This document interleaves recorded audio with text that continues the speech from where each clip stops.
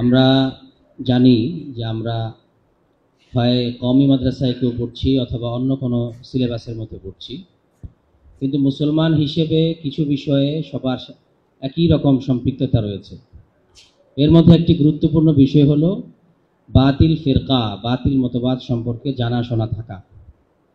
তো এই বিষয়টুকু আমাদের জন্য কতটুকু গুরুত্বপূর্ণ, আমি যেই অঙ্গনেই থাকি না কেন, কর্মজীবী, ছাত্র, শিক্ষার্থী, পেশাজীবী, যে কোনো জায়গায় থাকি না কেন, আমার জন্য বাতিল ফিরকা সম্পর্কে জানার গুরুত্ব কতখানি। তো এই গুরুত্বপূর্ণ বিষয়টি নিয়ে আমাদের মাঝে আলোচনা করবেন এই জামিয়ার নায়েবে মুফতি এবং নায়েবে মোহতামিম হযরতুল আল্লাম হযরত মাওলানা মুফতি সাঈদ আহমদ সাহেব দামাত বরকাতুহু।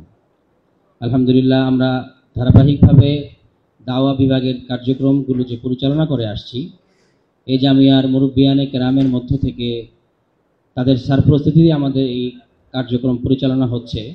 তাদের মধ্যে বিশেষভাবে যিনি আমাদেরকে সার্বক্ষণিক নিগরানি এবং দিক নির্দেশনা তত্ত্বাবধান করে যাচ্ছেন, তাদের মধ্যে অন্যতম হযরতুল আল্লাম হযরত মাওলানা মুফতি সাঈদ আহমদ সাহেব দামাত বরকাতুহুম এই পর্যায়ে আমাদের মাঝে আলোচনা পেশ করবেন। আমরা সবাই নোট করার চেষ্টা করব এবং ইনশাআল্লাহ আল্লাহ তাআলা আমাদেরকে আমল করার তৌফিক দান করেন। আসসালামু আলাইকুম ওয়া রাহমাতুল্লাহি ওয়া বারাকাতুহু। আলহামদুলিল্লাহি ওয়া কাফা ওয়া সালামুন আলা ইবাদিহিল্লাযিনা ইসতাফা, আম্মা বা'দ। আউযু বিল্লাহি মিনাশ শাইতানির রাজীম। ইন্নাল্লাযিনা আমানু ওয়া আমিলুস সালিহাত উলাইকা হুম খায়রুল বারিয়াহ। সাদাকাল্লাহুল আলিয়্যুল আযীম ওয়া সাদাকা রাসূলুহুন নাবিয়্যুল কারীম ওয়া নাহনু আলা যালিকা মিনাশ শাহিদিন ওয়াশ শাকিরিন।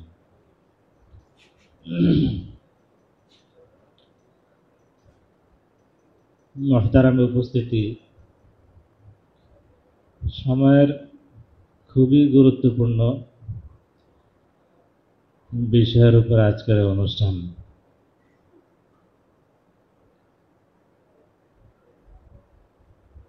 আমলে সালেহ, নেক আমল আল্লাহ তাআলার দরবারে গ্রহণযোগ্য হওয়ার জন্য বিশুদ্ধ ঈমান অপরিহার্য।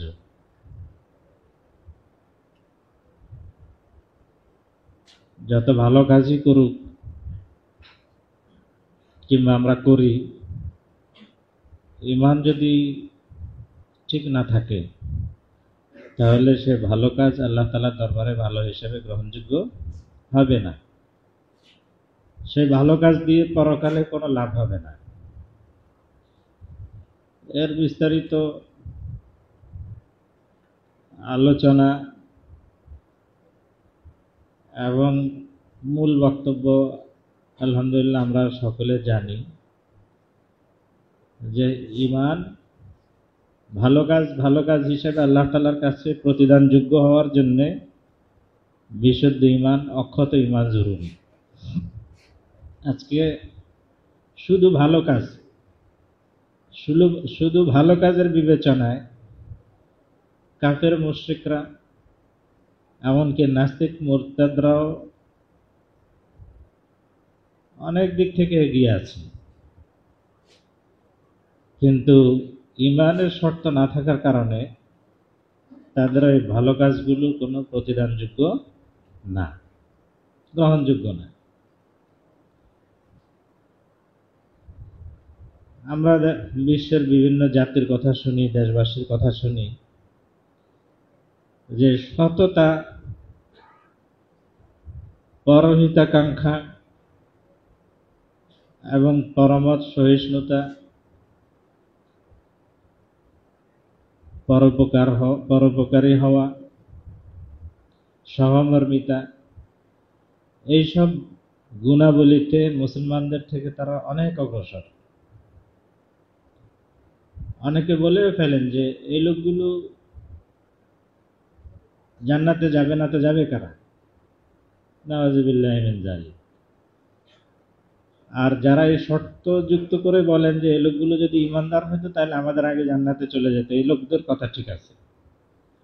তো বিশ্ব এরকম অনেক জাতি আছে, অনেক দেশের লোক আছে যারা আসলে যদি ইমানের দৌলত তাদের থাকতো, কিংবা আমাদের দেশেও, বিশ্বের বিভিন্ন দেশে যাওয়ার দরকার কি, আমাদের দেশেও এমন অনেক সৎ এবং নিষ্ঠাবান লোক আছে, উদ্যোগী লোক আছে, যারা যদি ইমানদার হইতো তাহলে আমাদের চেয়ে তারা কি হয়ে যেত, অগ্রসর হয়ে যেত আল্লাহ তাআলার ইয়েতে।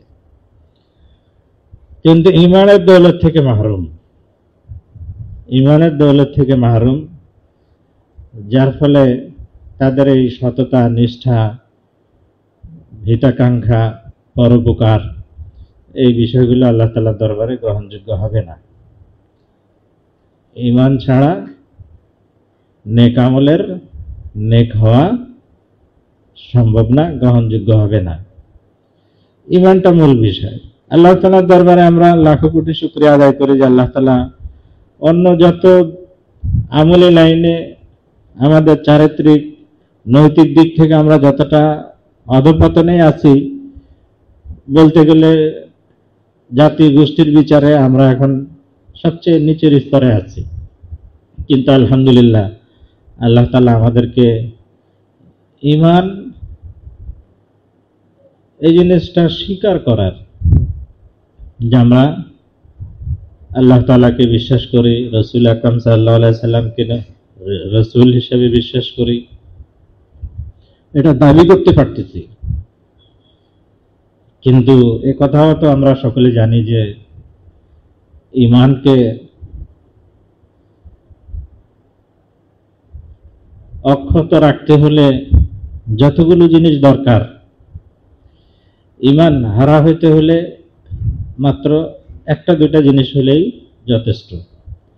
মানুষের হায়াতের সাথে তার তুলনা করা যায়, যেমন একজন মানুষ বাঁচতে হলে কত কিছু দরকার, কিন্তু মরতে হলে তার এত কিছু দরকার হয় না। একজন মানুষ বাঁচতে হলে তার কত কিছু দরকার, তার ভালো খাবার দাবারের দরকার, তার মুক্ত আবহাওয়া দরকার, তার পানির দরকার, আরো নানান সহজ বিষয়ের সমষ্টিতে একটা মানুষের জীবন কি পায়, রক্ষা পায়। কিন্তু মরতে হলে কি লাগে? মরতে হলে কেউ যদি নাকি নাকের মধ্যে কতক্ষণ টিপ দিয়ে ধরে, তাহলে এই লোকটা কিছুক্ষণ পরে কি হবে, মারা যাবে।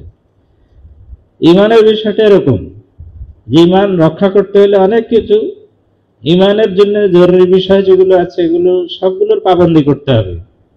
কিন্তু ঈমান হারা হইতে হলে কিন্তু সবগুলোর কি করতে হবে না, লঙ্ঘন করতে হবে না। একটা মৌলিক বিষয়ের লঙ্ঘন করলেই কি হয়ে গেল, ঈমান চলে গেল, বেঈমান হয়ে গেল।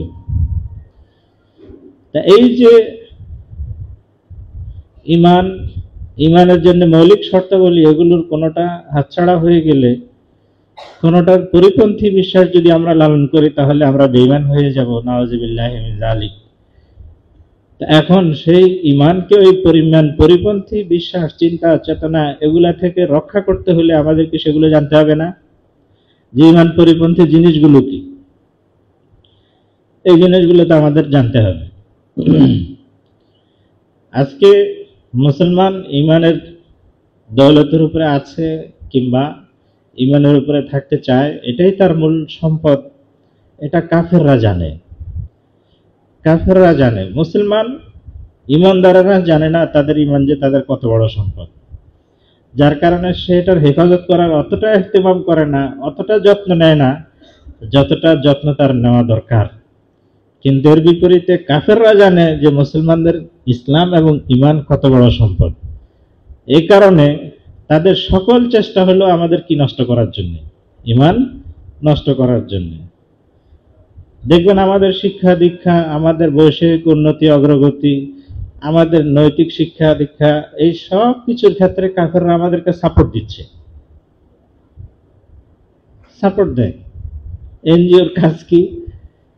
এক এনজিওর জিজ্ঞেস করলাম, আমাদের সাথেই, আমাদের মুসল্লি নামাজ পড়ে কিনা ঠিক জানি না, কিন্তু আমার মুসল্লি তো, এখন জিজ্ঞেস করলাম যে কি কাজ করেন আপনি? তাহলে আমরা এনজিও চালাই। তো এনজিও চালান, এনজিওর কাজ কি? বললে আমাদের মূল বিষয় হলো হিউম্যান ডেভেলপমেন্ট, হিউম্যান ডেভেলপমেন্ট হলো কাজ। তো জিজ্ঞেস করলাম এই হিউম্যান ডেভেলপমেন্টের কাজ কতটুকু হয়েছে আপনাদের? তার মানে আমাদের হিউম্যান ডেভেলপমেন্ট, আমাদের মোরালিটি ডেভেলপমেন্ট, এই সব বিষয়ের জন্য কিন্তু লোক আছে। আমাদের অর্থনৈতিক উন্নতি অগ্রগতির জন্য, আমাদের মন মানসিকতা ভালো করার জন্য সাপোর্ট দিচ্ছে, স্বাস্থ্য ভালো করার জন্য। আপনারা জানেন যে আমাদের এই দেশে এই ইপিআই এর যে টিকার যে ইয়েটা চলে, ক্যাম্পেইন চলে, ইয়ে করে, যদি এর উপরে আমাদের সন্দেহ হয় যে আমাদের এত খায়ের খাই কেন করে, কিন্তু আখের তারা কিন্তু জবাব দেয় যে তোমাদেরকে পোলিও মুক্ত করতে চাই, হেপাটাইটিস বি মুক্ত করতে চাই, এই করতে চাই। তোমাদের আগে 10টা ছেলে হলে একটা পঙ্গু হইতো, মানসিক প্রতিবন্ধী হইতো, এই সেই, কিন্তু এখন এর হার অনেক কমে গেছে না। বাহ্যিকভাবে দেখা যায় যে তারা আমাদের অনেক হিতাকাঙ্ক্ষা, মানে খুব খায়ের খা। এই সব দিক থেকে খায়ের খা আছে ঠিক, কিন্তু মূল শত্রু কোন জায়গায়? আমাদের ইমান নষ্ট করা। এক এক গোষ্ঠী এক এক দিক থেকে আমাদের ইমানের উপরে আক্রমণ চালায়, যার ফলে তারা জানে যে আমাদের মূল সম্পদটা হলো ইমান। এটা যদি কি করে ফেলতে পারে, হরণ করে নিতে পারে আমার জানায় কিংবা আমার অজ্ঞাতে, তাহলে সেক্ষেত্রে আমার সব শেষ হয়ে গেল। মূল পুঞ্জি আমার সে কি করে ফেললো, হরণ করে নিল। যার কারণে তাদের সকল আক্রমণ হলো কিসের ভিত্তি? আমার ইমানের ক্ষেত্রে, বিশ্বাস, চিন্তা, চেতনা, এগুলোর উপরে আক্রমণ।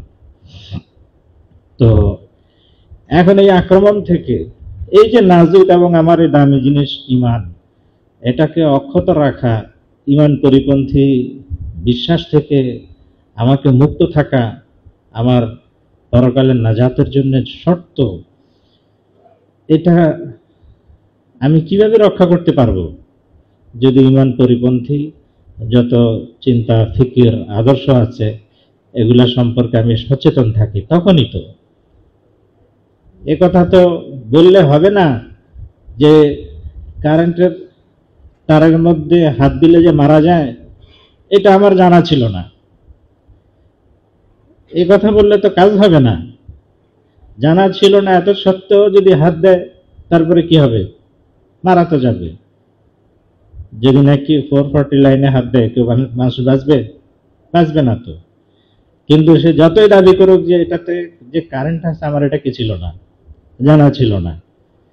তার পক্ষ থেকে যত লোকই বলুক যে ভাই এই লোক এখানে হাত দিল কেন, অন্যরা বললো যে তার জানা ছিল না। জানা ছিল না বললে কোনো লাভ হবে? তার মৃত্যুর থেকে সে রক্ষা পাবে? পাবে না। সুতরাং ইমান পরিপন্থী বিষয়ে আমি জানা ছিল না, এই বলে আমি ইমান পরিপন্থী বিষয়ে যদি বিশ্বাস করি, তাহলে আমার ইমান কি থাকবে? থাকবে না তো। তার মানে আমার ইমানের বিষয়ে আমাকে কি করতে হবে? জানতে হবে। ঠিক ইমান পরিপন্থী বিষয়গুলো কি করতে হবে? জানতে হবে। আজকে ইমানের ক্ষেত্রে আমার ইমানকে কলুষিত করার জন্যে, কলঙ্কিত করার জন্যে যত ফিকির চলতেছে, এই ফিকিরগুলো সম্পর্কে সচেতন থাকতে হবে। আমার ইমানের ক্ষেত্রে শত্রু সংখ্যা দিন দিন বাড়তেছে না কমতেছে? বাড়তেছে।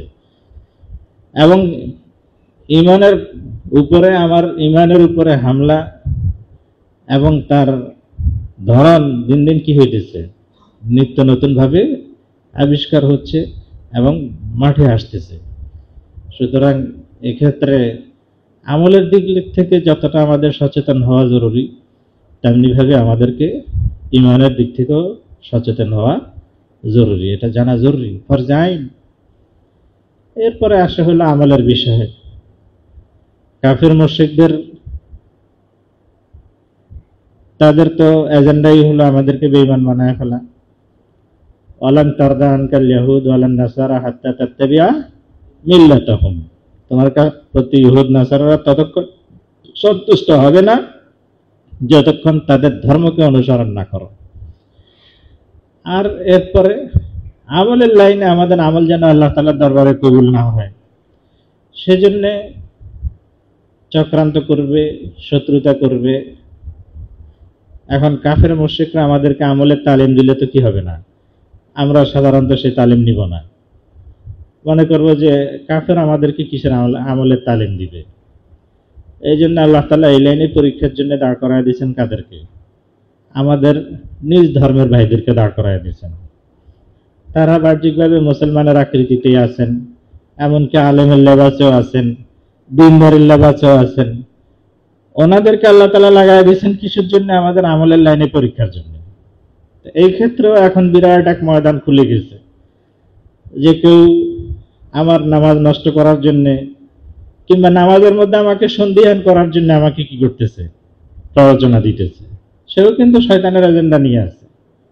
আপনি একটা কথা ধরেন যে একজন মানুষ জীবনের সে 50 বছর বয়সে পৌঁছে, এই 50 বছর পর্যন্ত যদি আমরা বালেগের বয়স 15 থেকে ধরি, তাহলে তার 35 বছর বয়স সে কি করছে? নামাজ পড়ছে। একটা সিম্পল উদাহরণ, 35 বছর নামাজ পড়ছে, সে ইমামের পিছনে কি পড়ে নাই? সূরা ফাতিহা পড়ে নাই। এখন 50 বছর বয়সে সে কোন শাইখের বক্তৃতা শুনে সে জানতে পারলো যে লা সালাতা ইল্লা বিফাতিহাতিল কিতাব, যে সূরা ফাতিহা ছাড়া নামাজ হয় না। তো এই লোকটা এখন যদি এই শাইখের এই বক্তব্যটাকে সঠিক মনে করে, তাহলে কি অর্থ দাঁড়ায়? দাঁড়ায় যে তার পিছনের 35 বছরের নামাজ কি হয় নাই? শুদ্ধ হয় নাই। তো এই লোকটা কি করবে? 35 বছরের নামাজ শুদ্ধ হয় নাই। আমরা যারা শাইখের বক্তৃতায় বিভ্রান্ত হচ্ছি না, আমরা যারা হানাফি মাযহাব ইমাম আবু হানিফা রাহমাতুল্লাহ আলাইহি যেই মতটাকে প্রাধান্য দিয়েছেন ওটাকেই সঠিক মনে করি। ইমাম আবু হানিফা রাহমাতুল্লাহ আলাইহির নিজস্ব মত ছিল না, সেটা সাহাবায়ে কেরামের মত ছিল। সেই সাহাবায়ে কেরামের মত নিজস্ব মত ছিল না, সেটা রাসূল করিম সাল্লাল্লাহু আলাইহি সাল্লামের হাদিসের আলোকেই ছিল। সেই মতটাকে আমরা যারা সঠিক মনে করি, আমাদের তো 50 বছর বয়সে এসে আমাদের পিছনের 35 বছরের নামাজ নিয়ে সন্দিহান হইতে হয় না। হবে? হবে না। তেমনি ভাবে যে লোকটা অন্য মাযহাবকে অনুসরণ করে, যে লোকটা নামাজ পড়ার শুরু থেকে ইমাম সাহেবের পিছনে সূরা ফাতিহা পড়ে আসছে, তার জন্য 50 বছর পরে এসে তার অতীতের নামাজ নিয়ে কোনো কি নেই, সন্দেহ নাই। কিন্তু যে লোকটা 50 বছর বয়স পর্যন্ত হানাফি ছিল, এখন 50 বছর পরে সে কোন শাইখের বক্তৃতা শুনে এই কথাটা বিশ্বাস করলো। আমাদের মুসল্লিদের মধ্যে আমরা অহরহই দেখি যে হঠাৎ করে সে বুকে হাত বাঁধা শুরু করে দিয়েছে, হঠাৎ করে সে ইমামের পিছনে সূরা ফাতিহা পড়া শুরু করে দিয়েছে। জিজ্ঞেস করলে সেই বক্তব্যটাই দিবে, সে বলবে যে ইমামের পিছনে সূরা ফাতিহা না পড়লে তো কি হয় না? নামাজ হয় না। ইমামের পিছনে সূরা ফাতিহা না পড়লে নামাজ হয় না, এটা হাম্বলি মাযহাবের লোকের, শাফি মাযহাবের লোকের জন্য বলাটা যতটা সহজ, একজন 50 বছর পর্যন্ত যে ইমামের পিছনে ফাতিহা না পড়ে কিংবা 60 বছর বয়স পর্যন্ত যে ইমামের পিছনে ফাতিহা না পড়ে নামাজ পড়ে আসছে, এই লোক যদি এখন এই বিশ্বাস লালন করে, তাহলে তার অর্থ কি দাঁড়ায়? যে তার অর্থ হলো যে পিছনে 40-45 কিংবা 30-35 বছর পর্যন্ত যা নামাজ পড়ছে তার মত অনুযায়ী এগুলা কি হয় নাই? হয় নাই। তো হলো জীবনের বেশিরভাগ সময়ে যে সে নামাজ ইবাদত করে আসছে, এটার মধ্যে সন্দেহ ঢুকায় দেওয়া হলো কিনা? এখন যে লোকটা তার নিজের 35 বছরের নামাজ কিংবা 50 বছরের নামাজকে বাতিল মনে করতেছে, এই লোকের অতীতের নামাজের খেসারত কে দিবে? তার বিশ্বাস অনুযায়ী তো তার নামাজ হয় নাই। আমি কি উদাহরণটা বুঝাইতে পারছি? যে হঠাৎ করে হুট করে মাযহাব যে পরিবর্তন করে ফেলে কিংবা নতুন করে যে আমল শুরু করে দেয়, তার অন্য অর্থটা কি দাঁড়ায়? তার বিপরীত অর্থটা কি দাঁড়ায়? যে লোকটা হঠাৎ করে জোরে আমিন বলা শুরু করে দিল, সৌদি আরব গিয়ে হজ করছে কিংবা 2-1 বছর থাকছে, সেখান থেকে এসে এখন নতুন মাসলার উপর আমল করা শুরু করছে, এই লোকের আমল এখান থেকে যদি বলা হয় যে ঠিক হচ্ছে, তাহলে তার অতীতের আমল তো কি হয় নাই? ঠিক হয় নাই। সেটার কাফারা কি করবে সে? তো এই সহি একটা জিনিস হলো যে আমি আসলে ভুলেছিলাম, এখন ওলামায়ে কেরামের সহি মাসলা জেনে সেখানে আমি জানতে পারলাম যে আমার এতদিনের কি ছিল, ভুল ছিল। এই ক্ষেত্রে তো আলহামদুলিল্লাহ, আল্লাহ তাআলার শুকর যে ভুল থেকে আমি সংশোধন হলাম। কিন্তু ছিলাম ঠিক, সেই জিনিসটা এখন হঠাৎ করে এসে কি বলতেছি যে এতদিন ভুল ছিল। তাহলে এতদিন ভুল ছিল, সামনে আমি সঠিক করতেছি, তাহলে এতদিনের ভুলগুলোর সংশোধন কি করে হবে? এই সমস্যাটা তো তার আছে, এর জবাব তো তাকে দিতে হবে। আল্লাহ তাআলার দরবারে যদি জিজ্ঞেস করা হয় যে তুমি তো 50 বছর পর্যন্ত ফাতিহা ছাড়া নামাজ পড়ছো, পরে এসে হঠাৎ করে তোমার ধারণা হলো যে কি ফাতিহা ছাড়া নামাজ হয় না, তো তো তোমার আগের গুলোর কি হয়েছে? যাই হোক, আমি একটা উদাহরণ দিলাম যে আমাদের ইবাদত বন্দিগিতে ওয়াসওয়াসা তৈরি করার জন্যে, সংশয় তৈরি করার জন্যে আমাদেরকে এখানে আমাদের স্বগোত্রীয়, আমাদের স্বধর্মীয় লোক এবং ভালো লেবাসে আল্লাহ তাআলা এই ফিতনা আমাদের মধ্যে কি করে দিচ্ছেন, দিয়ে দিচ্ছেন। ফিতনা কেন? ফিতনা মানে হলো পরীক্ষা। ফিতনা মানে কি? পরীক্ষা। এই পরীক্ষা কেন হয়? পরীক্ষা পাশ করার জন্য, ফেল করানোর জন্য? পাশ করার জন্য। সে পাশ করলে সেখানে পুরস্কার পাবে, তাই কি না? আপনারা যে পরীক্ষা দেন, পরীক্ষা কি খারাপ জিনিস? পরীক্ষা খারাপ জিনিস না তো। পরীক্ষা যারা দিবে না তাদের জীবনে কোনো উন্নতি নেই। পরীক্ষাই হলো উন্নতির কি সিঁড়ি। পরীক্ষা হবে, আপনি পরীক্ষা দিবেন, পরীক্ষা পাশ করবেন, তারপরে আপনাকে কি দেওয়া হবে? প্রমোশন দেওয়া হবে, উপরে ক্লাসের যোগ্য ধরা হবে। এই জন্য এই যে পরীক্ষা দেখছি আমরা, এই পরীক্ষায় হতাশ হওয়া না, বরং এই পরীক্ষাগুলো আমাদের সামনে আসছে কিসের জন্য? পাশ করার জন্য। এই জন্য ইমানের লাইনে হোক, আমলের লাইনে হোক, বাতিল ফিরকা সম্পর্কে জানা, এটা হক জানা যতটুকু জরুরি, বাতিলটা জানা ততটুকুই জরুরি। এই জন্যই দোয়া করতে বলা হয়েছে যে আল্লাহুম্মা আরিনাল হাক্কা হাক্কান ওয়ারযুকনা ইত্তিবাআ ওয়া আরিনাল বাতিলা বাতিলান ওয়ারযুকনা ইজতিনাবা। হে আল্লাহ, আমাকে হকটা হক হিসেবে চিনিয়ে দেন এবং তার অনুসরণ করার তৌফিক দান করেন। আমাকে বাতিলটা বাতিল হিসেবে চিনিয়ে দেন এবং তার থেকে বাঁচার তৌফিক দান করেন। এই যে বাতিলটা বাতিল হিসেবে চিনিয়ে দেন, সেটা মূলত হকের উপরে থাকার সহায়তার জন্যই। না হয় বাতিলকে যদি বাতিল হিসেবে না চিনি আর তার থেকে বেঁচে না থাকি, তাহলে হকের উপরে থাকা কি সম্ভব না। এজন্য এটা জরুরি। আমার জন্য উপকারে যেটা, সেটা জানা যতটা জরুরি, ক্ষতিকর যেটা সেটা জানা তার চেয়ে আরো কি বেশি জরুরি। আপনি খানা এক দুবেলা না খান, মরে যাবেন না, কিন্তু বিষ খেলে তো সাথে সাথে কি হয়ে যাবে? মৃত্যু হয়ে যাবে। এই জন্য হকটা জানার ক্ষেত্রে যদি কিছু ত্রুটি থাকেও, কিন্তু বাতিলটা জানা থাকার ক্ষেত্রে কি থাকতে হবে? কোনো ত্রুটি, কোনো কমতি থাকতে পারবে না।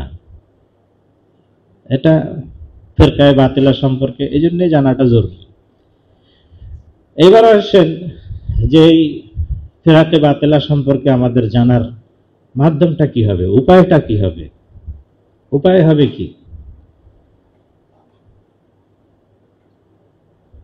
পানি আছে, এই পানিতে অনেক ভালো ভালো মাছ আছে, কিংবা এই পানির তলে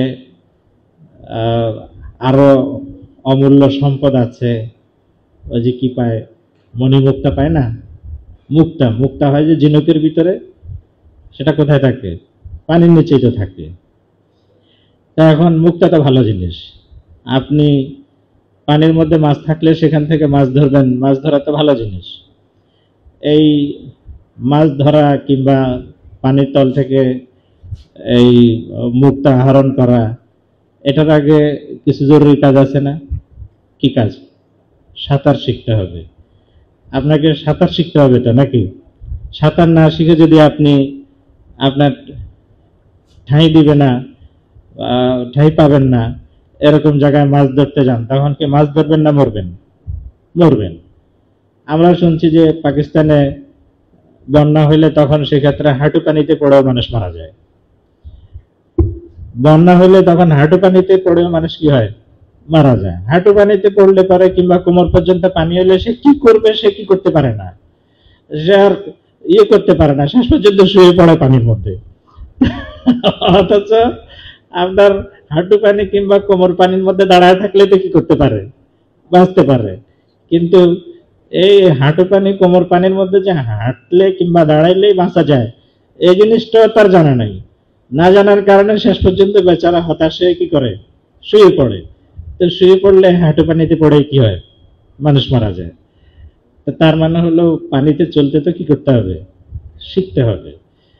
পানিতে চলতে শিখতে হবে, না হয় অল্প পানিতেও মানুষ কি হয়? অযৌক্তিক ভাবেই মারা যায়। তো উপকৃত হওয়া তো দূরের কথা। এখন বাতিল ফিরকার বিষয়টা এমন যে আপনি যে ফিরকায়ে বাতিলা সম্পর্কে জানবেন, জানার আগে আপনার মধ্যে তো এতটুকু শক্তি, এতটুকু থাকতে হবে যে এখানে বাতিলটাকে আপনি চিহ্নিত করতে পারবেন। বাতিলটাকে চিহ্নিত করতে পারবেন, বাতিলটাকে আপনি হক মনে করে কবুল করে ফেলবেন না, কিংবা হক আর বাতিলের মধ্যে তালগোল পাকায় ফেলবেন না। এই পরিচয়, এই যোগ্যতাটা যদি না থাকে, তাহলে সেক্ষেত্রে তো আপনি বাতিল ফেরকা সম্পর্কে ব্যক্তিগতভাবে কি করতে পারবেন না, স্টাডি করতে পারবেন না। অনেক আল্লাহর বান্দা এমন হয়ে গেছে যারা আগের এই প্রাথমিক যোগ্যতাটা তার না থাকার কারণে সে বাতিল ফেরকা সম্পর্কে স্টাডি করতে গিয়ে নিজেই কি হয়ে গেছে, বাতিলের রাহাবার হয়ে গেছে। শুধু যে বাতিল হয়েছে তা না, বাতিলের কি হয়ে গেছে, রাহাবার হয়ে গেছে। এর যদি উদাহরণ দেয়, উদাহরণের অভাব নাই, উদাহরণের অভাব নাই। আইমায়ে মুস্তাহিদিনের তাকলিদ করাটা কেন জরুরি? এই গবেষণায় যে নামছে সে কয়দিন পরে কি হয়ে গেছে, গায়রে মুকাল্লিদ হয়ে গেছে, গায়রে মুকাল্লিদ হয়ে গেছে সে। আপনি তার চেয়ে আরো ভালো উদাহরণ নেন। সহিহ বুখারীতে কি আছে, মুসলিম শরীফে কি আছে, এগুলো পড়া শুরু করছে। এখন বুখারীতে তো খারাপ জিনিস নেই, সবই তো আলহামদুলিল্লাহ ভালো জিনিস। কিন্তু সহিহ বুখারী পড়ার আগের যে যোগ্যতাটুকু, এই যোগ্যতাটা তার না থাকার কারণে সহিহ বুখারী শরীফ পড়েও সে কি হয়ে গেছে, গোমরা হয়ে গেছে। যেটা মনসুখ সেটার উপরে আমল শুরু করে দিছে, কিংবা অন্তত পক্ষে এতটুকু ধারণা তার মাথায় আসছে যে আমাদের দেশের আলেমরা হাদিস জানে না, অথচ ওলামায়ে কেরামরাই কি করতেছে, 50 বছর ধরে 40 বছর ধরে হাদিস পড়াইতেছে। এই যে এতটুকু গুমরাহি, এতটুকু গুমরাহি যে মুসল্লিরা জিজ্ঞেস করলো যে আপনি যে এইভাবে নামাজ পড়েন, আমগো হুজুরে তো এইভাবে পড়ায় না। আরে আমাদের এই হুজুররা কি করে না, এরা হাদিস টাদিস জানে না। তো তাহলে আপনার এই হুজুরের পিছনে নামাজ পড়েন কেন? হুজুরের কোরআন শরীফ পড়াটা শুদ্ধ আছে, এই জন্য হুজুরের কোরআন শরীফ পড়া শুদ্ধ আছে, যার কারণে হুজুরের পিছনে নামাজ পড়া। অন্যথায় হুজুর কিন্তু কি জানে না, হাদিস টাদিস জানে না, উনি হাদিস জানে। তাকলিদের কত নোংরা উদাহরণ। এক লোক ফজরের আগে দিয়ে 2 রাকাত সুন্নত নামাজ পড়লো।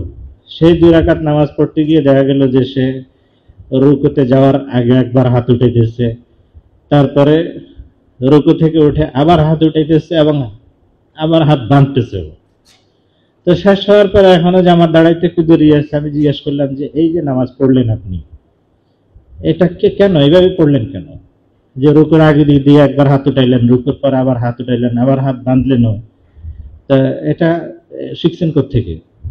বললো যে আমি দীর্ঘদিন সৌদি আরবে ছিলাম, তো ওখানে এক শেখ আছে, আমার ওই শেখের কাছ থেকে শিখছি। তো শেখের কাছ থেকে শিখছেন যে এখন শেখকে এরকম করতে দেখছেন, এটা কি হাদিসে আছে? আপনি যেভাবে পড়লেন যে সেজদা যাওয়ার আগে আরেকবার হাত বাঁধতে হবে, হাত উঠাইতে হবে, এটা তো ঠিক আছে, কিন্তু আবার হাত বাঁধতে হবে, এটাও হাদিসে কি আছে? হ্যাঁ, আমি তো বলতে পারবো না, আমি শেখকে এরকম করতে দেখছি সেজন্য করতেছি। বলেন তো একে আহলে হাদিস না মুকাল্লিদ? মুকাল্লিদ না, এবং কত নিকৃষ্ট মুকাল্লিদ। যে সে যে তাকলিদ করতেছে, সে শেখকে ঠিক করতেছে না ব্যাঠিক করতেছে তাও তার কি নাই, জানা নাই। আমরা তো এই সকল মাসাইলের ক্ষেত্রে আমরা খুবই নিশ্চিন্তে মনে থাকি। আমরা বলি যে এই যে আমাদেরকে দেখতেছেন, আমি নাচতে বলি, তারপরে গিয়ে নাভির নিচে হাত বাঁধি, ইমামের পিছনে কেরাত পড়ি না। আপনারা কখনো মনে করবেন না যে এগুলো আমাদের মত। হলে এগুলো কার মত? এগুলো হলে ইমাম আবু হানিফা রাহমাতুল্লাহির মত, এবং ইমাম আবু হানিফা রাহমাতুল্লাহির সঙ্গে যে সমস্ত মুহাদ্দিসিন ছিলেন তাদের মত।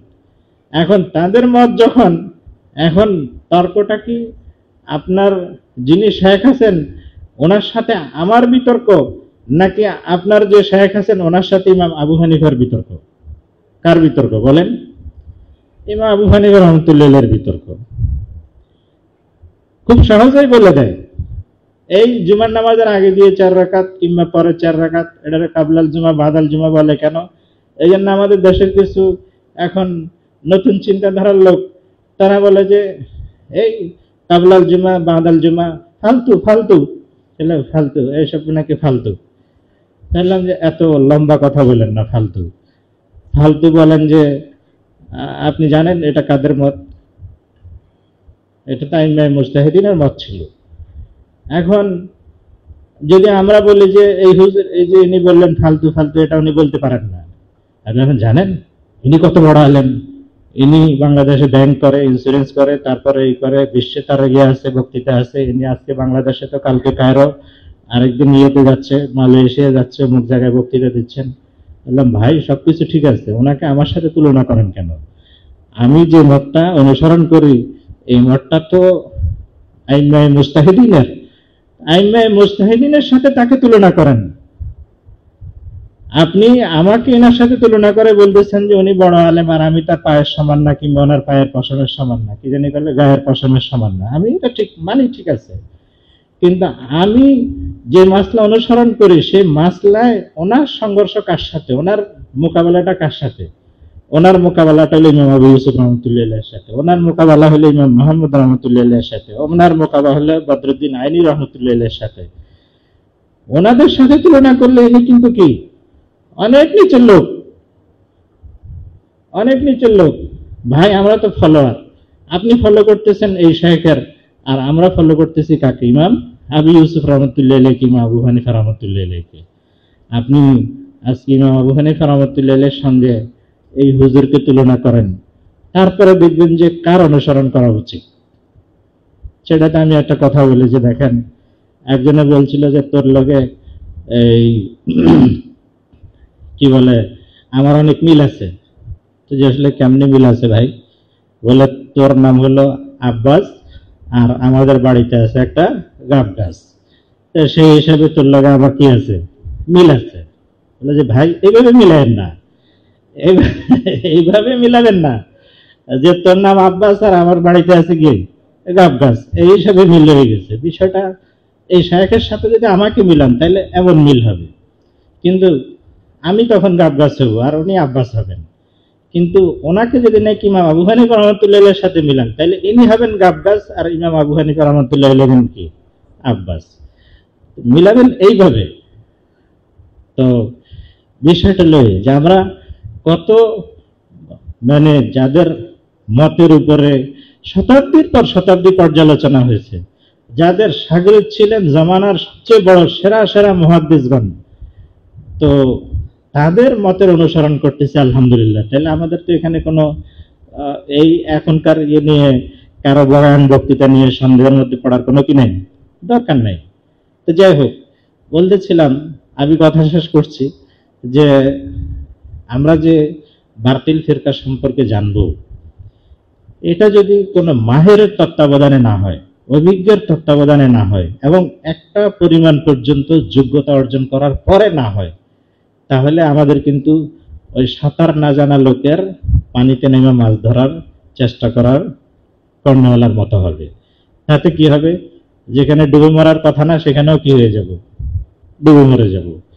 এই জন্য আমাকে কি করতে হবে, আগে বাতিল ফিরকা সম্পর্কে জানার জন্য আমাকে সে যোগ্যতা কোনো অভিজ্ঞের তত্ত্বাবধানে থেকে এই বিষয়গুলো করতে হবে। এই জন্য আমরা সাধারণ মানুষকে বললাম না যে সরাসরি ওস্তাদ ছাড়া সেই বুখারী পড়ছে সেও কিন্তু কি থাকতে পারবে না, হকের উপরে থাকতে পারবে না, কিন্তু যে ওস্তাদের তত্ত্বাবধানে পড়বে তার জন্য বুখারী পড়া কি হবে, উপকারী হবে।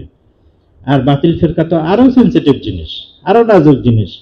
সেখানে বাতিল ফিরকা সম্পর্কে আপনাকে জানতে হলে এই বাতিল ফিরকা এবং হক দুইটাকে জানে এরকম মাহের অভিজ্ঞ কারণ লেখা পড়ে তারপরে আপনি পড়তে পারেন যদি প্রয়োজন মনে করেন।